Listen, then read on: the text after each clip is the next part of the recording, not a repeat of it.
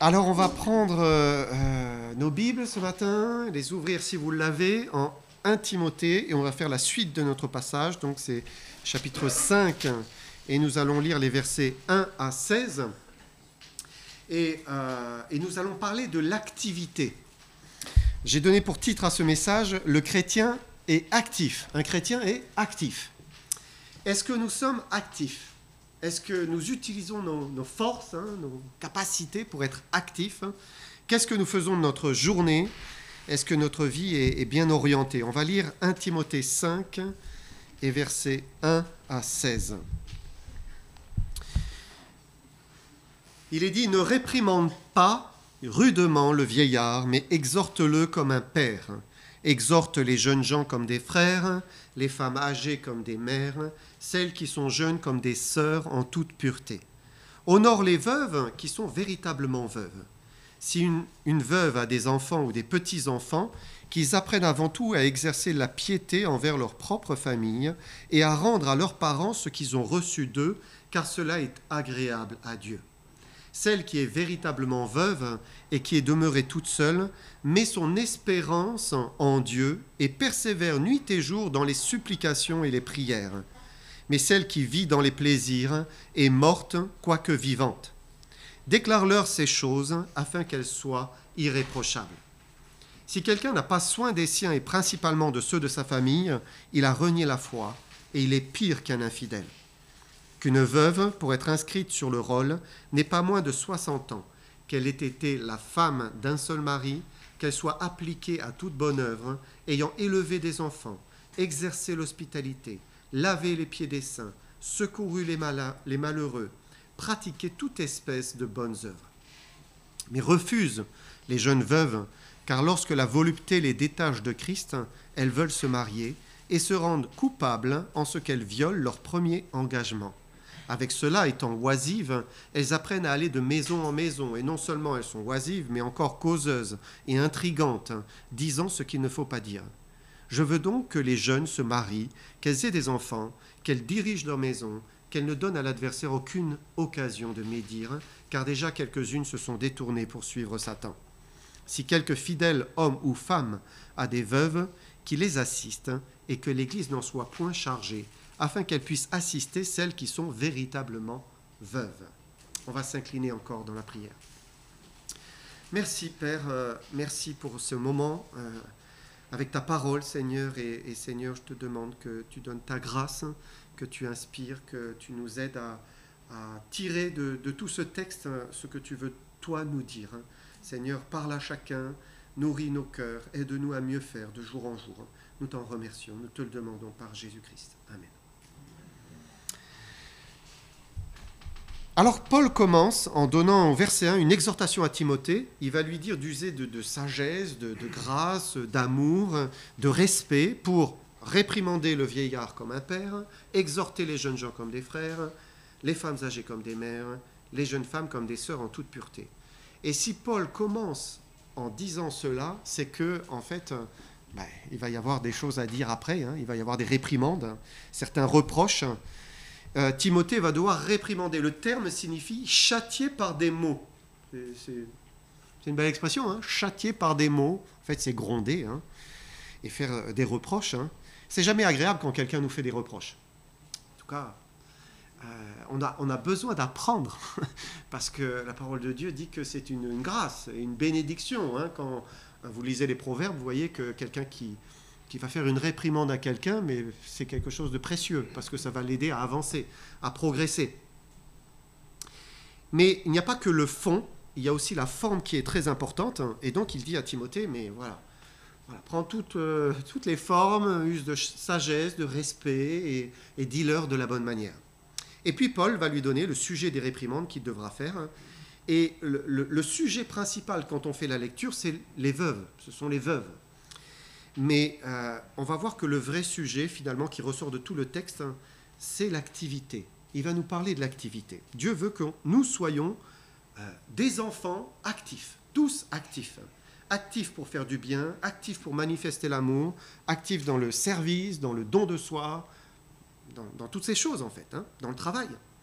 Est-ce que nous sommes actifs ? Alors, on va voir, je vous ai fait un plan on va voir ce matin que l'Église doit être active, les veuves doivent être actives, les fidèles en âge de travailler doivent être actifs, et la jeunesse doit être active. Alors d'abord, l'Église doit être active. Et c'était le cas au 1er siècle. L'Église dans son ensemble était active pour faire des bonnes œuvres. La charité, elle n'était pas accessoire, ça faisait partie de ses activités, et notamment parce qu'il n'y avait pas de système social.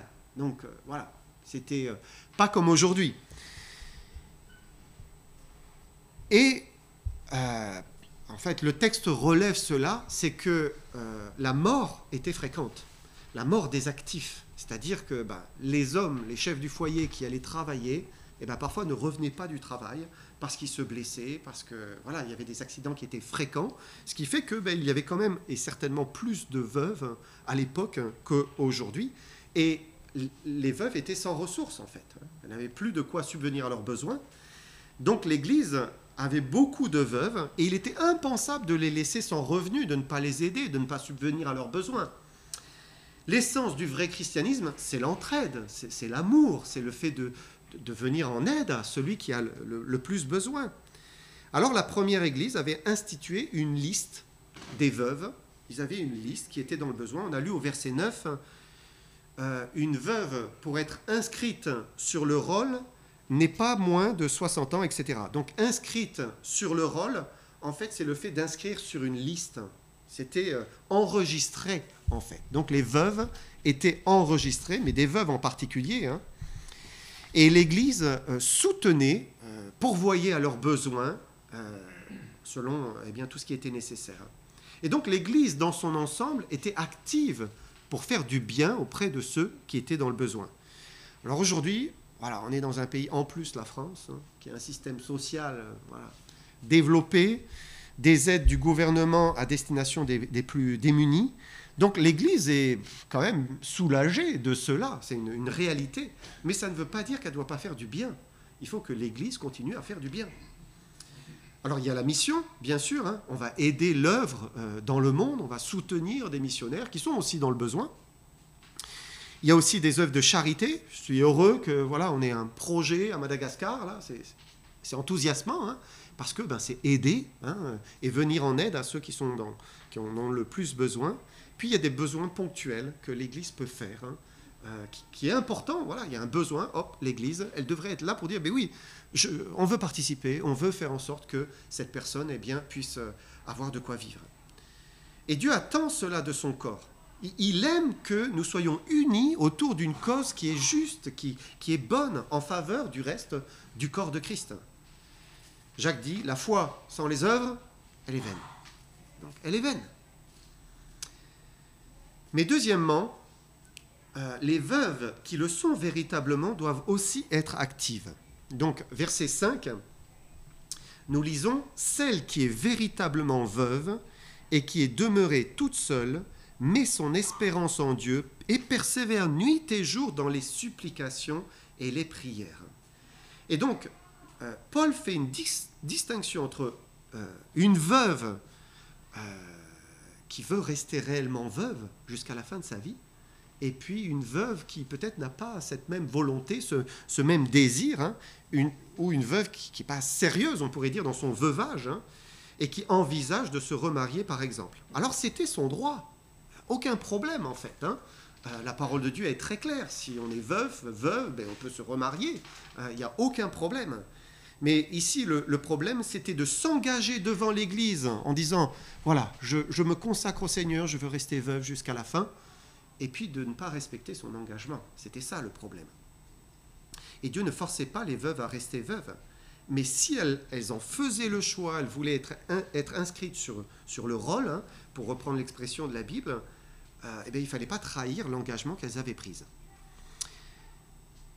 Et Paul définit ce qu'est une véritable veuve. On voit que c'est une veuve active. Elle est très active, on vient de le lire au verset 5. D'abord, elle met son espérance en Dieu. Elle persévère nuit et jour dans les prières. C'est impressionnant. C'est une femme pieuse. C'est une femme qui, elle intercède. C'est pas qu'elle ne dort plus.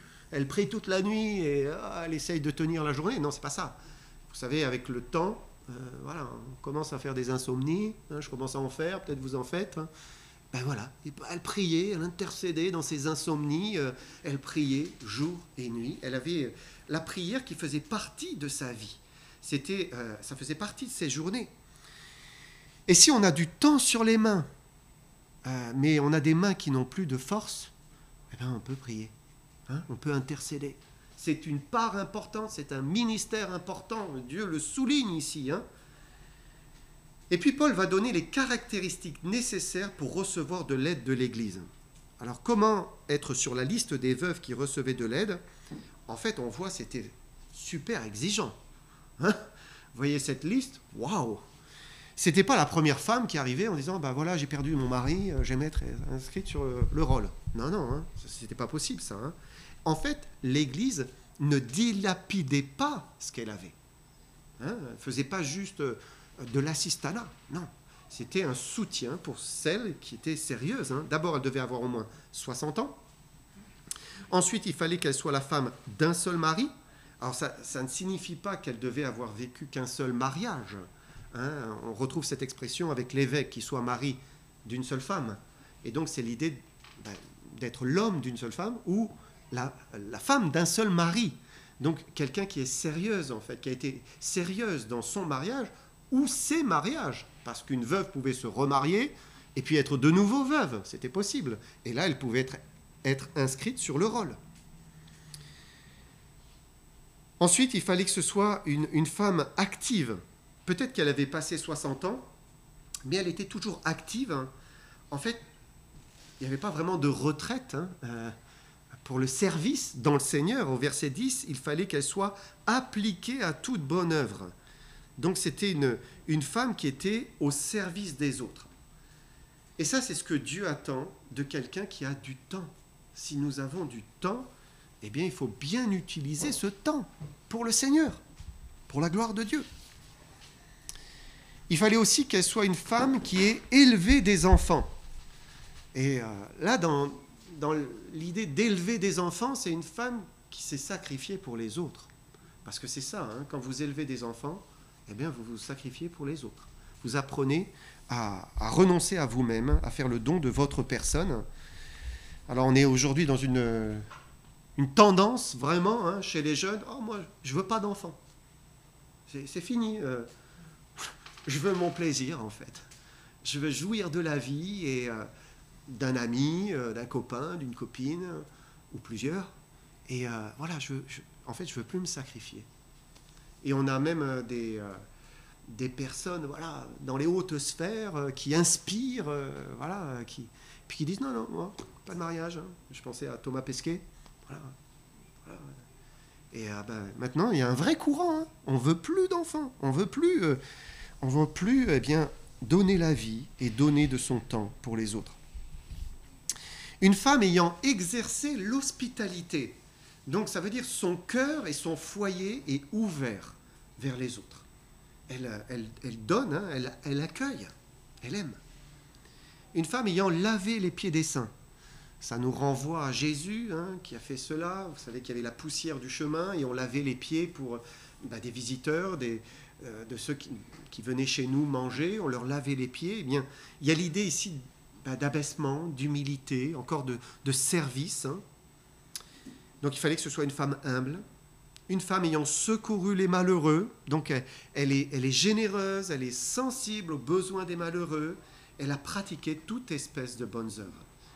Et donc, ce n'était pas n'importe qui était inscrite sur la liste. Il fallait des femmes qui soient consacrées, qui servent Christ et le corps de Christ. Celles-là pouvaient être aidées par l'Église. Et ça fait réfléchir aussi sur la gestion des biens de l'Église locale. Hein. Dieu veut que l'Église soit généreuse, qu'elle donne, hein, mais c'est pas, hop, on jette comme ça l'argent par les fenêtres. Non. Et donc, ce que nous voyons, c'est que les vraies veuves étaient des femmes âgées, actives. Parfois, on se dit qu'on n'est plus bon à rien, parce que on a atteint un certain âge et voilà, c'est fini. Voilà, on est sur la descente là. Mais la vieillesse et la retraite ne doivent pas devenir un moment d'inactivité, où c'est fini, voilà, on est arrivé au bout. Hein. Bien sûr, on n'a pas tous la même santé, hein, et c'est en fonction de ce que nous avons, hein, de ce que Dieu nous donne, de la force que Dieu nous donne. Mais l'activité, elle ne s'arrête pas par passer 60 ans ou arriver à la retraite. Et je pense que c'est bien dommage. Alors qu'on a une bonne santé, on dit, bon, j'ai 60 ans, maintenant, je me mets en retrait. Hein, et je vais me reposer, je suis retraité. En fait, ce n'est pas comme ça que faisaient les premiers chrétiens. Et je pense qu'ils étaient comme nous. Les rhumatismes, je commence à en avoir aux mains, ils étaient là. Hein, ils devaient avoir mal comme nous. Hein, et ça devait être difficile comme pour nous. En plus, ils n'avaient pas tous les médicaments que nous avons qui soulagent. Donc, c'était dur. Mais voilà, ils restaient actifs. Hein, et je pense que l'activité préserve aussi. Hein. Plus on met de côté, on arrête de tout faire, et moins, moins ça va. Ensuite, les fidèles en âge de travailler doivent être actifs. Ça semble évident, hein, mais c'est bien de le dire. Et on peut dire que le texte nous parle aussi de l'activité pour ceux qui sont dans la tranche d'âge 25, 60 ou 30, 60. Hein. D'abord parce que l'activité pour prendre en charge ces veuves ou ces personnes dans le besoin, dans sa propre famille, était indispensable. Voilà, quand je m'engage à prendre soin des autres, hein, je deviens actif. Hein. Je vais aider mon père, je vais aider ma mère, forcément. Paul dit, verset 4, « Si une veuve a des enfants ou des petits-enfants, qu'ils apprennent avant tout à exercer la piété envers leur propre famille et à rendre à leurs parents ce qu'ils ont reçu d'eux, car cela est agréable à Dieu. » Et donc, l'Église ne devait pas prendre en charge les veuves isolées qui avaient une famille, en fait. C'est ça. Si elles avaient une famille, eh bien, elles ne devaient pas les prendre en charge. Et là où il y a des enfants, des petits-enfants, c'est leur responsabilité de subvenir aux besoins de ceux qui sont de leur famille. Et Paul il souligne une vérité élémentaire de l'amour chrétien. Paul parle d'exercer la piété. C'est intéressant, hein. La piété, c'est aimer Dieu, en fait. Hein. Eh bien, nous exerçons la piété et donc nous manifestons l'amour pour Dieu lorsque nous rendons à nos parents ce que nous avons reçu d'eux.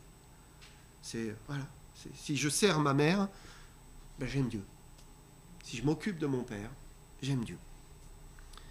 L'amour chrétien élémentaire ici. 1 Jean 4, verset 20. 1 Jean 4, verset 20. Si quelqu'un dit « j'aime Dieu » et qu'il haïsse son frère, c'est un menteur. Car celui qui n'aime pas son frère qu'il voit, comment peut-il aimer Dieu qu'il ne voit pas ? Donc l'amour pour Dieu passe par le fait d'aimer mon frère, ma sœur, mon prochain, ma famille. Bien sûr, aimer ma famille, aimer mes parents qui m'ont donné la vie. Ça passe par là. Si on revient dans Timothée, 1 Timothée 5, 8, c'était le verset qui était affiché. Si quelqu'un n'a pas soin des siens, principalement de ceux de sa famille, il a renié la foi, il est pire qu'un infidèle. Pourquoi il dit qu'il est pire qu'un infidèle ? Parce qu'à l'époque, les païens avaient déjà dans leurs fibres d'aider leur famille. Ça ne leur venait pas à l'idée d'abandonner une mère ou un père. Non, on restait dans le foyer. C'est toujours le cas dans bien des pays aujourd'hui, hein, dans certaines cultures, mais voilà, on n'abandonne pas ses parents, hein, c'est pas possible. Hein. Et finalement, il n'y a que nous, dans nos pays occidentaux, où ça a beaucoup changé, où là, ça a changé. Ça devient de plus en plus rare, hein.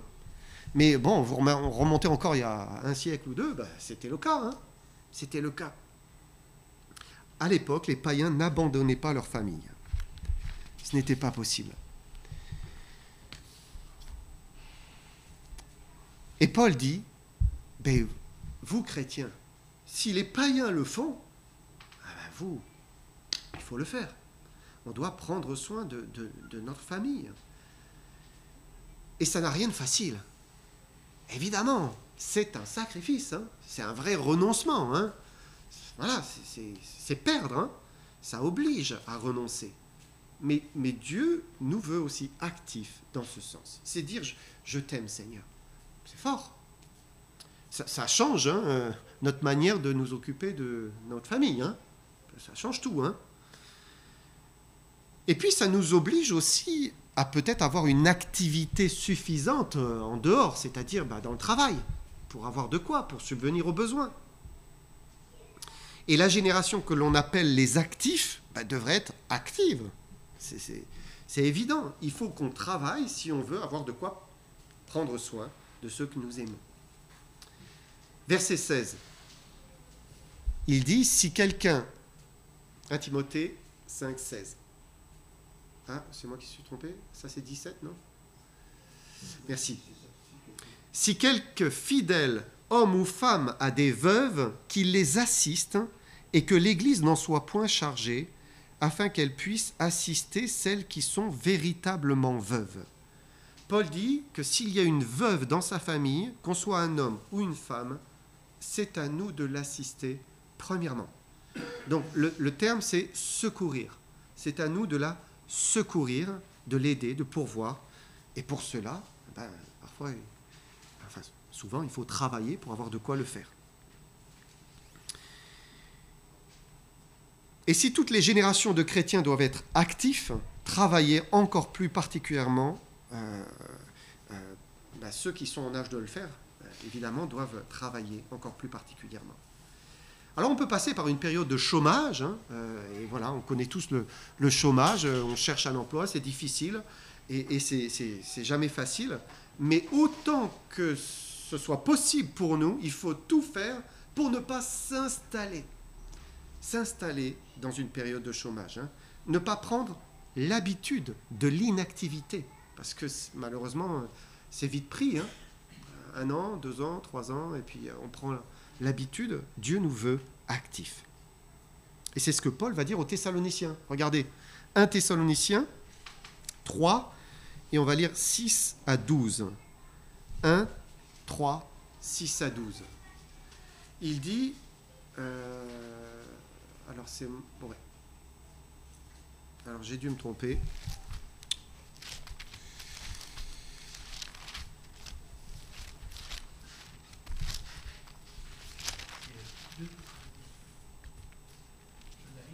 C'est 2 ? Alors attends.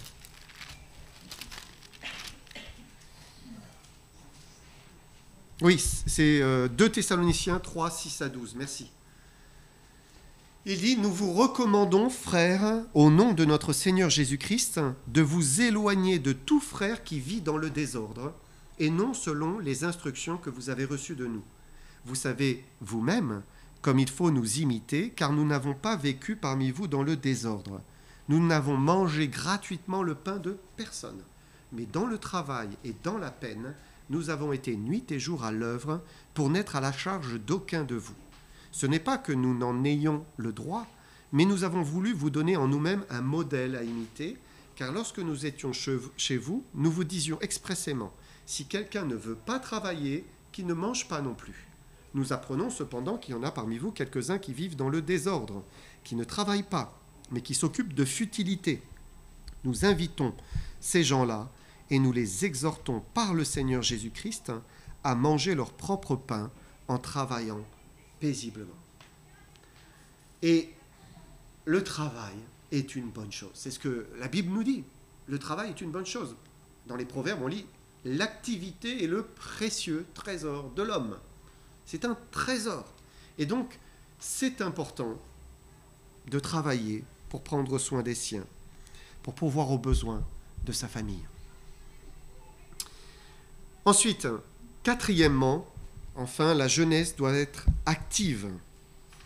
Et c'est aussi ce que nous dit le texte ce matin, principalement en abordant la question des jeunes veuves. Alors les jeunes veuves, c'est moins courant aujourd'hui quand même. Mais bon, à l'époque, encore une fois, les hommes allant travailler au champ ou ailleurs se blessaient, mouraient facilement. Il n'y avait pas d'hôpitaux, en tout cas pas de vrais hôpitaux, pas de vrais médecins. Et donc, voilà, les mariages ayant lieu tôt, souvent sorties de la puberté tout de suite, elles étaient mariées. Un jeune homme pouvait mourir, elle se retrouvait une jeune veuve. Et Paul savait que la jeunesse n'est pas propice au veuvage. Or, bien sûr, il y a des exceptions. Il y a une exception dans la Bible, peut-être vous y pensez.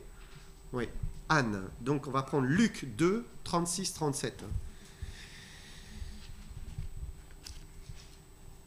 Luc 2, 36-37, il y avait une prophétesse, Anne, fille de Phanuel, de la tribu d'Azer.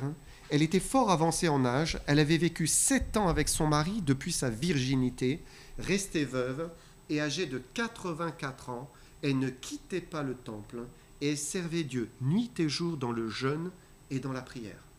C'est intéressant parce qu'on retrouve ce qui avait été dit dans quelques versets plus tôt. Et donc cette âme, Anne, c'est une femme d'exception. Vraiment, elle n'avait jamais voulu se remarier après, alors qu'elle n'avait vécu que 7 ans avec son défunt mari. Elle l'avait perdu peut-être quand elle avait 23, 24 ans, j'imagine. Donc elle était restée en gros 60 ans veuve, et elle servait Dieu nuit et jour dans le jeûne et la prière. C'est une exception. La norme, c'était plutôt de vivre ce que Paul dit, c'est-à-dire on vit le deuil de son mari lorsque l'on est jeune, et on se remarie. Alors certaines, malheureusement, vivaient un deuil jeune et ne s'en remettaient pas du tout. Et là, ça partait de travers. Elle commençait à dévisser. Paul le décrit ainsi au verset 6. Il dit « Mais celle qui vit dans les plaisirs est morte, quoique vivante. » Donc voilà, il décrit une jeune veuve qui vit la mort de son mari. Elle s'en remet pas. Et hop, elle tombe, elle glisse, et puis elle commence à partir dans le péché. Et il dit, voilà, elle est comment il dit elle est morte quoique vivante. Elle est vivante, dans le sens où elle a Christ, elle est sauvée, elle a Jésus-Christ. Mais elle est morte, parce qu'elle se coupe de Christ en vivant dans une vie de péché. Donc, je pose la question, est-ce que vous êtes comme cette personne, mort quoique vivant, parce que vous n'allez pas bien avec le Seigneur et vous vous laissez tomber dans le péché? Voilà, vous avez la vie. Et la vie peut venir remplir et vous libérer. Il faut se raccrocher au Seigneur, ne pas rester dans cette situation et marcher avec Christ. Il vous donnera la force. Alors, Paul va dire, versets 11 et 12, il dit « Mais refuse les jeunes veuves, car lorsque la volupté les détache de Christ, elles veulent se marier et se rendent coupables en ce qu'elles violent leur premier engagement. » Paul traduit le mot grec le traducteur a traduit le mot grec que Paul emploie par volupté. Dans notre texte, certains ont choisi de le traduire par désir. En fait, il s'agit d'un désir sexuel, d'un désir de se rapprocher, d'être dans les bras d'un homme, en fait. C'est ça. Et c'est bien de vouloir se consacrer au Seigneur, entièrement au Seigneur, après un mariage et le deuil de son conjoint. Mais très peu en sont réellement capables. C'est ce que Paul dit, surtout dans la jeunesse. Alors ce que Paul dit, c'est que si vous avez connu une vie intime, et vous êtes jeune, il vaut mieux se remarier. Ou se marier. Pourquoi ?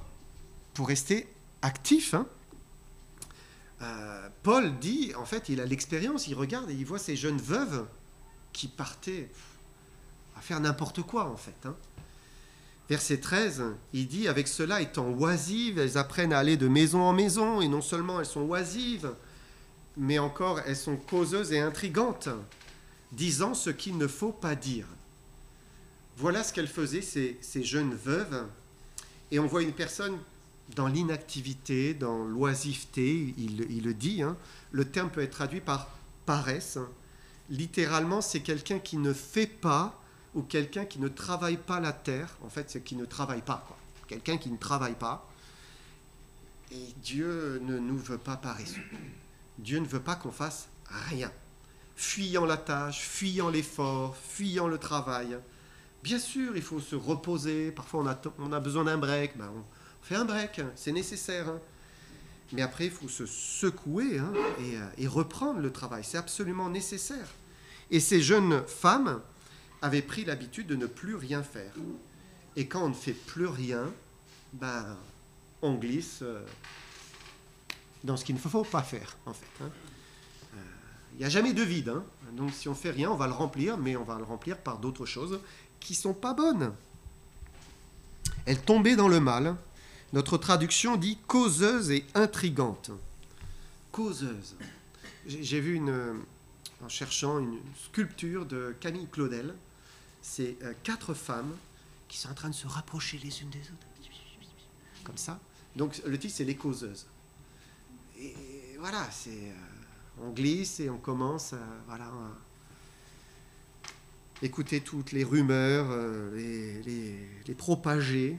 On imagine bien comment étaient ces jeunes femmes. Alors Paul dit, versets 14 et 15, il dit « Je veux donc que les jeunes se marient, qu'elles aient des enfants, qu'elles dirigent leur maison, qu'elles ne donnent à l'adversaire aucune occasion de médire, hein, car quelques-unes se sont détournées pour suivre Satan. » Et là encore, l'activité, c'est ce qu'il dit.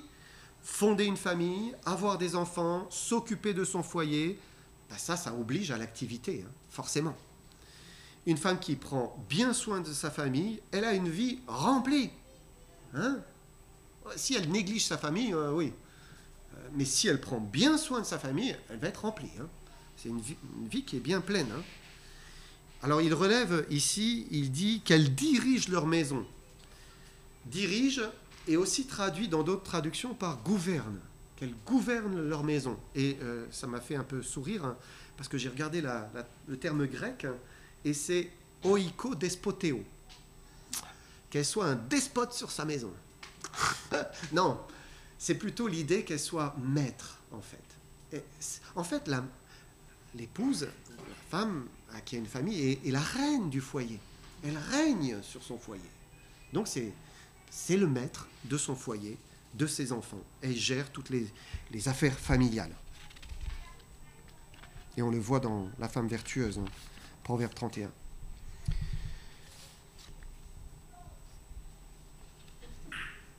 On avait vu déjà, si vous vous souvenez, dans 1 Timothée chapitre 2, ensemble, qu'en devenant mère, la femme se sauve elle-même de vouloir prendre autorité sur son mari. Parce que Dieu lui assigne en fait une autorité sur son foyer, sur ses enfants. C'est une prise d'autorité. Et donc c'est une très bonne chose pour la jeune femme de se marier dans le Seigneur, de fonder une famille. Alors bien sûr, notre société a beaucoup changé hein, depuis le 1er siècle. Il y a beaucoup plus aujourd'hui de femmes qui sont actives, elles ont un emploi, qu'elles soient mariées ou non, hein, dans le sens où elles ont un emploi. Hein. Et le nombre aussi de célibataires actifs est très important. Mais il faut se remettre aussi dans le contexte du Nouveau Testament où il n'y avait pas beaucoup de travail pour les femmes. Donc à l'époque, ce n'était pas comme aujourd'hui. Hein. Et donc souvent, elles étaient mariées à un homme actif ou elles étaient dans la misère. Elles avaient du mal à subvenir à leurs besoins.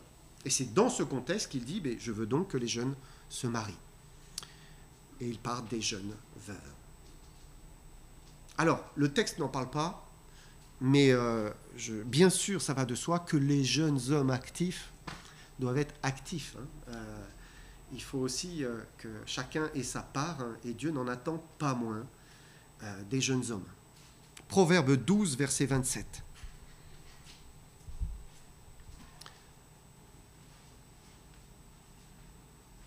Proverbe 12, verset 27, il dit « Le paresseux ne rôtit pas son gibier, mais le précieux trésor d'un homme, c'est l'activité. » Pourquoi il ne rôtit pas son gibier?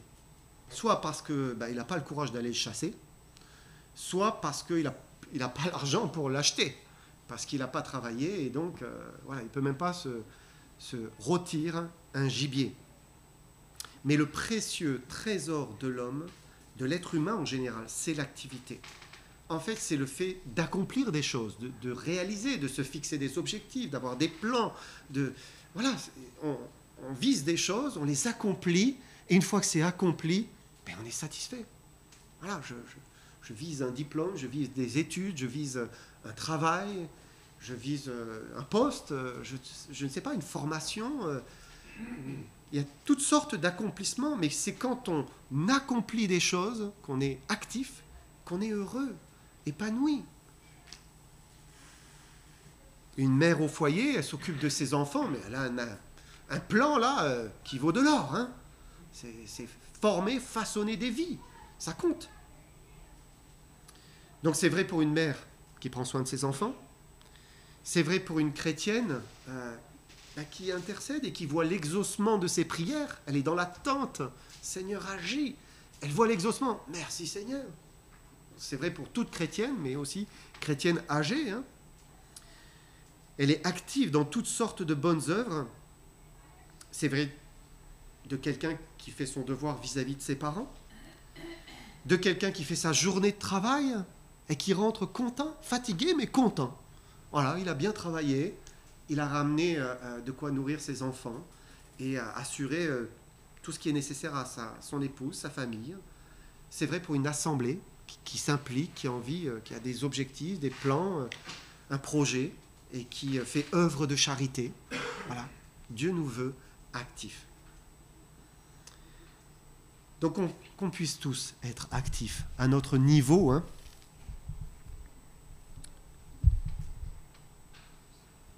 Je vais m'arrêter là.